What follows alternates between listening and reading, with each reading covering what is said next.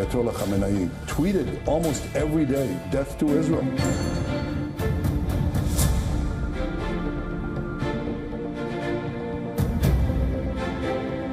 Whom should we surrender to? Iran is not a nation to surrender. You don't know. I may do it. I may not do it. I mean, nobody knows what I'm going to do.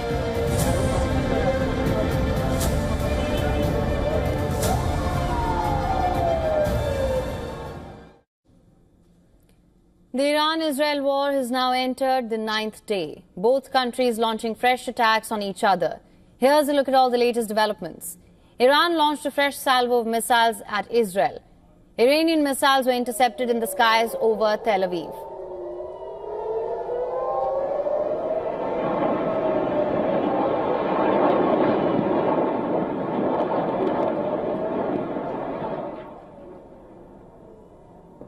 Meanwhile, the Israeli military announced that it launched a new wave of attacks against missile storage and launch infrastructure in central Iran.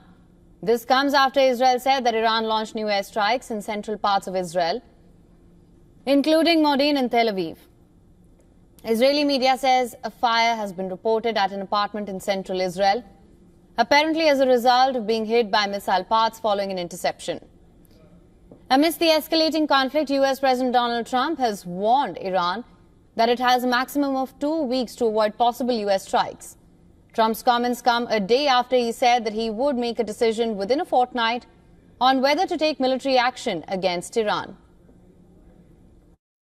Does Iran have 2 weeks, or could you strike before that? Are you essentially giving them a 2-week timeline? I'm giving them a period of time. We're going to see what that period of time is, but I'm giving them a period of time, and I would say 2 weeks would be the maximum.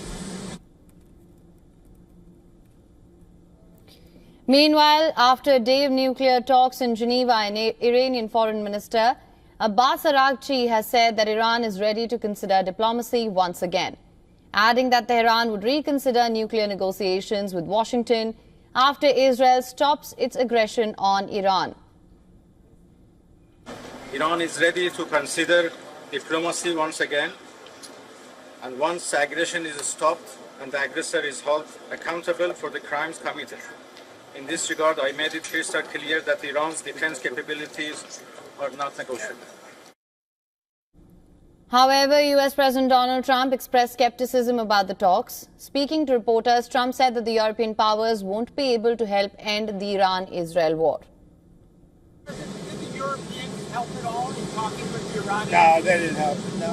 Iran doesn't want to speak to Europe. They want to speak to us. Europe is not going to be able to help in this. Meanwhile, Israel's Foreign Minister Gideon Sa'ar has said that IDF strikes on Iran have delayed Tehran's potential to develop a nuclear weapon by at least 2 or 3 years. However, the International Atomic Energy Agency chief Rafael Grossi, in his latest interview to Fox News, has said that Iran currently possesses enough nuclear material for several warheads, but stressed this should not be equated with a nuclear weapon. In terms of the material, I have said in my reports, we have confirmed that Iran does have, even now, enough material for several warheads. But this should not be equated with a nuclear weapon. We do not have, at this point, if you ask me, at this point, any tangible proof that there is a program or a plan to fabricate, to manufacture a nuclear weapon. There are different scattered activities here and there is the material.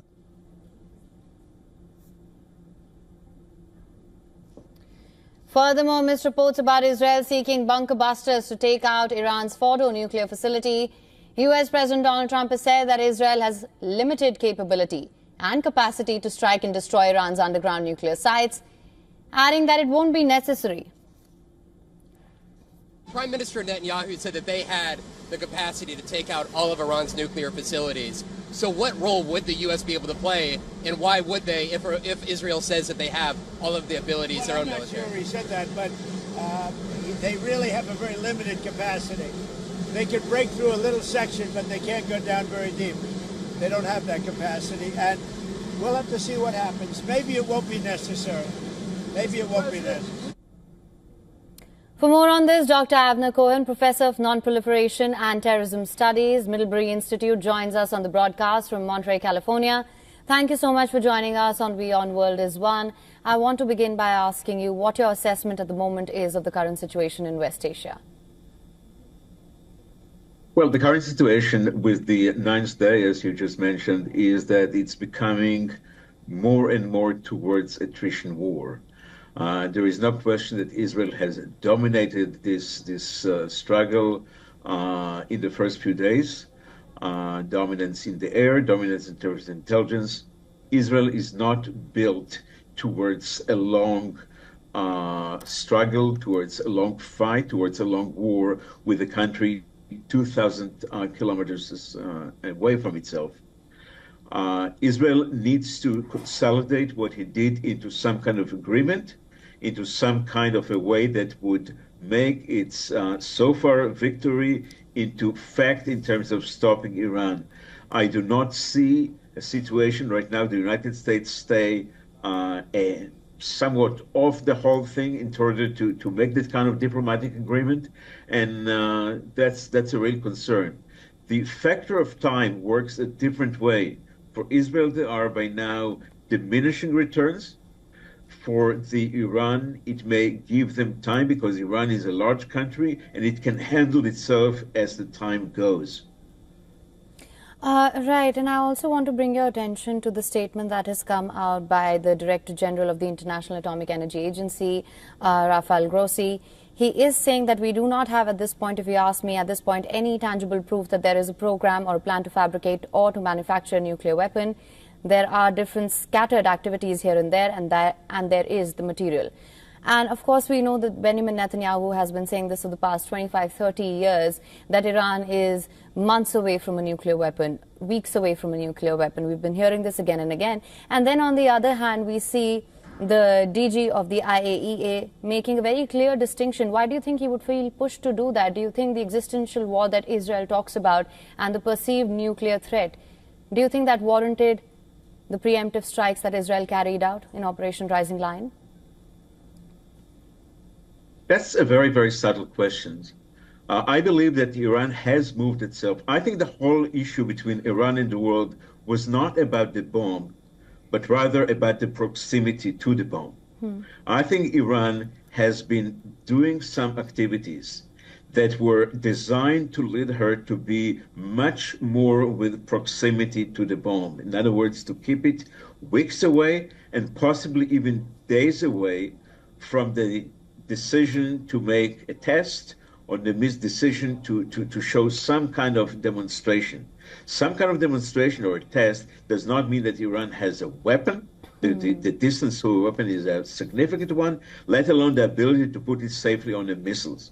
But it's clear that without an agreement, and under Trump, as he left in his first time from the JCPOA, Iran moved further and further away towards the bomb. I think it was doing it cautiously, incrementally, and there is a visible way to notice, even if there was no formal decision from the supreme leader, and I don't think there was a formal decision from the supreme leader in Iran to build the bomb, to finalize, to assemble the bomb, but I think they were moving to position themselves much closer to the bomb in 2024, 25 than they were before. I think they were weeks away. That's my sense. Dr. Cohen, please stay on with us. We have some big developments that are coming in from West Asia at the moment as well. In the Iran-Israel war, Iranian media reports explosions in the city of Isfahan, where the Islamic Republic has a key nuclear facility. Isfahan is home to a number of important military facilities, including nuclear facilities, a major air base, and factories associated with Iranian drone and other military production. This is the latest that we're getting right now. Also, the IDF says that fighter jets struck ahead of IRGC's drone unit a week after killing his predecessor. In a post on X, the IDF says it eliminated the commander of the 2nd Unmanned Aerial Vehicle Unit in the Revolutionary Guards Air Force. So this is the latest that we're getting from the region at the moment. That the Islamic Republic Isfahan is home to the number of important facilities here. Explosions in the city of Isfahan, where the Islamic Republic has a key nuclear facility. Dr. Cohen, I just want to come back to you on that. We also heard Donald Trump say earlier that Israel, in fact, has limited capabilities to strike these nuclear facilities. And now we're hearing of these latest attacks in Isfahan that are coming in. Now, just from what Trump is saying and where Israel stands at the moment, do you see some sort of a gap there between the versions that we're getting from both sides? Well, I think that it is clear that Israel has, in some area, amazing capacities on the military side and in the intelligence side. There is no questions about that. And it's surprised a lot of observers how accurate, how timely, and how effective is the Israeli intelligence. At the same time, there are certain things that Israel cannot do. For example, the important key facility in Fordo, dug and fortified into the mountain, I think Israel cannot destroy it. It's not even obvious that the United States can destroy it. I also think that the importance of this facility is less once there has been that kind of damage to the overall program. I think, again, there is a failure of diplomacy right now. I mean, the two sides are fighting for 9 days. The Israeli desire is to consolidate into some kind of agreement that would end the kinetic war and would make it something more lasting. And it seems that the United States even stand off, not just from active support of Israel, but even in an effort to try to broke a deal. And I think at the same time, Iran demands that any kind of conversation could happen only when Israel stops fighting. So we are in a very precarious situation. And Iran, I think, has more time, even though it suffered so much damage so far. Precarious situation indeed, sir. Iran's Foreign Minister Abbas Araghchi did express skepticism about whether Tehran can trust the United States in diplomatic talks. He said this in an interview with the NBC News, accusing Washington of using the talks as cover for Israeli attack on Iran. You mentioned that this is a failure of diplomacy, and from what we're hearing from Abbas Araghchi, there is a complete absence of trust, and that, of course, is going to be a hindrance to get Iran back on the negotiating table. That being said, when Israel launched its preemptive strikes, Operation Rising Lion, do you see that as a failure of deterrence? Deterrence of whose side? From Israel's side, a deterrence for Iran. I think Iran did not change its decision to have a nuclear weapon, in other words, to assemble a nuclear weapon. Iran moved slowly to position itself closer to the bomb. This is a subtle but important nuance that people do not fully understand. Iran did not think that Israel would attack, but at the same time, when Israel attacked, it had to have some kind of plan how to bring it to the end, because Israel cannot do it for that long. So once the United States is not part of that, you need two for tango in order to bring something to an end, in order to bring hostilities. And right now, Iran, despite all those losses so far, is quite stubborn, and it can allow itself to be stubborn and not to agree to have any kind of... I think the issue is what would be the United States reaction, and so far, it's really standoff, looking what's going on, and not even trying to broker something on the diplomatic level. Right, Dr. Cohen, that's exactly what led me to ask this question, because if Israel's objective was to dismantle the nuclear program, that of course doesn't happen. As you mentioned, Iran is now stubborn, and that's the position we are in right now. Of course, when it comes to the United States and its military involvement, Donald Trump has said that he'll decide perhaps in 2 weeks whether or not he knows what he will do going forward. That, of course, remains to be seen as well. But that being said, Dr. Cohen, thank you so much for joining us on Beyond World is One with your insights on this. My pleasure. Thank you.